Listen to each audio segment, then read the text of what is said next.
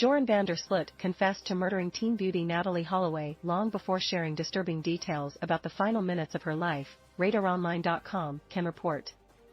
Holloway tragically disappeared on a high school graduation trip in Aruba in 2005 and was legally declared dead years later in 2012, despite her body never being found.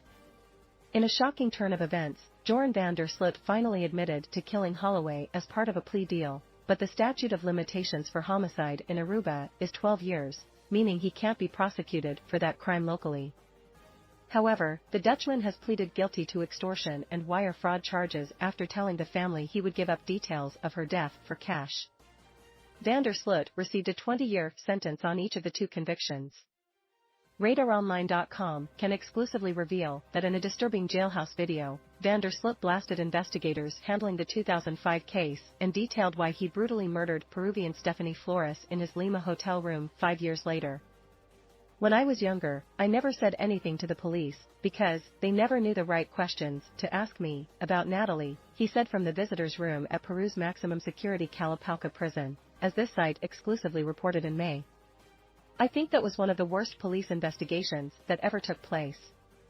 As weird as it sounds, that's the truth and I don't deny it, van der Sloot said in the video. He owned up to killing Holloway, despite refusing to reveal where her remains might be found at the time.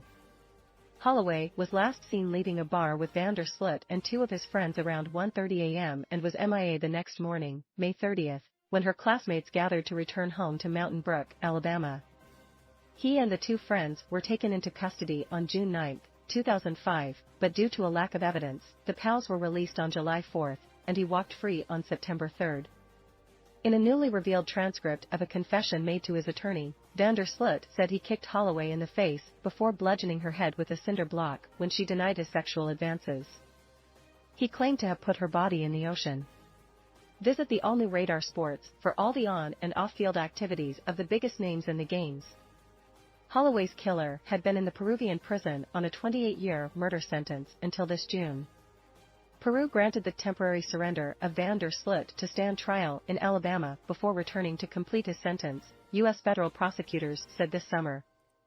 Van der Sloot's sentence in the U.S. will run concurrently, but he may have to serve out the remainder of his time in America if he is released from prison in Peru early.